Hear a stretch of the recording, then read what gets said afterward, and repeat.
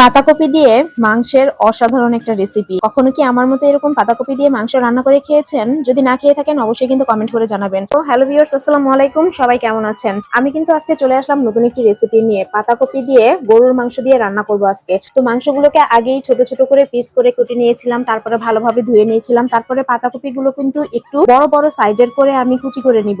ভাজি করার সময় শুধু ভাজি করার সময় যেরকম কুচি করি সেরকম কিন্তু একেবারে কুচি কুচি করবো না। ক্ষেত্রে যেহেতু মাংস দিয়ে রান্না করছি, গরুর মাংস দিয়ে রান্না করছি, সেহেতু কিন্তু একটু বড় বড় সাইজের করে কুচি করে নিব। তারপরে চুলার ভিতরে একটা কড়াই বসিয়ে দিলাম, তারপরে কড়াইতে পরিমাণ মতো পেঁয়াজ দিয়ে দিলাম, তারপরে তেল দিয়ে দিলাম। তারপরে আমরা এখানে দেখেন মাংস রান্না করার জন্য রেগুলার যে মশলাগুলো ইউজ করি, যেমন আদা রসুন বাটা, তেজপাতা, লং, এলাচি, দারচিনি সবকিছু দিয়ে দিলাম। তারপরে এখানে পরিমাণ মতো ঝাল দিয়ে দিলাম, অর্থাৎ মরিচের গুঁড়া দিয়ে দিলাম, হলুদের গুঁড়া দিয়ে দিলাম, লবণ দিয়ে দিলাম। আমি কিন্তু এখানে একটু বেশি ফাঁকি মরিচ ইউজ করব, কারণ পাতাকপির ভাজিটা যদি একটু ঝাল ঝাল না হয় তাহলে কিন্তু এটা খেতে একেবারেই ভালো লাগে না। সবগুলো মশলা একবারে দিয়ে আমি একটুখানি পানি দিয়ে এখানে দেখেন ভালোভাবে কষিয়ে নিলাম। মশলাটা থেকে যখন তেল ছেড়ে আসবে তখন কিন্তু আমি এখানে মাংসগুলো দিয়ে দিব। যে মাংসগুলো আমি ধুয়ে রেখেছিলাম সেই মাংসগুলো এখানে দিয়ে দিব।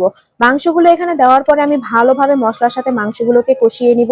এক্ষেত্রে মাংসগুলো যাতে ভালোভাবে একটু সেদ্ধ হয়ে আসে তার জন্য এখানে একটু পানি দিয়ে দিব, কারণ পাতাকপি যেহেতু সেদ্ধ হতে বেশি টাইম লাগে না, কিন্তু গরুর মাংস সেদ্ধ হতে কিন্তু অনেকটা বেশি টাইম লাগে। তাই এখানে আমি আগেই একটু বেশি পরিমাণে পানি দিয়ে মাংসটাকে ভালোভাবে কষিয়ে নিব, তাতে করে কষানোর মাধ্যমেই মাংসটা অনেকটা বেশি সেদ্ধ হয়ে আসে। এবং ঢাকনা দিয়ে ঢেকে দিব। ঢাকনাটা এরপরে খুলে যখন চূড়াটা একটুখানি কমে আসবে তখন কিন্তু আমি এখানে মাংসটাকে বারবার 3-4 বার নাড়াচাড়া দিয়ে নেব। এতে করে মাংসটা কিন্তু সেদ্ধ হয়েছে কিনা সেটা অনেকটাই বোঝা যাবে। তারপরে আবার আমি ঢাকনাটা দিয়ে দিব। এরপর আবার ঢাকনাটা খুলে দেখেন মাংসটা কিন্তু অনেকটা কষানো হয়ে গেছে এবং মাংসের ঝোলটাও কিন্তু অনেকটা দেখেন মাখো মাখো হয়ে এসেছে। এই পর্যায়ে কিন্তু আমি এখানে পাতাকপি গুলো যেগুলো কুচিয়ে রেখেছিলাম সেগুলো একটু একটু করে দিয়ে দিব। দেখেন এখানে পাতাকপি কিন্তু যখন আপনি কুচাবেন তখন কিন্তু অনেকটা দেখা যাবে, কিন্তু যখন এটা রান্না করবেন তখন কিন্তু এটা উনে একেবারে অল্প হয়ে যাবে। যখন আমি পাতাকপি গুলো এখানে দিয়ে দিলাম, তারপরে মাংসের সাথে পাতাকপি গুলো ভালোভাবে নাড়াচাড়া করে এভাবে মিশিয়ে নিব, যাতে মশলাটা পুরো পাতাকপির ভিতরে লাগে। এরকম ভাবে ভালোভাবে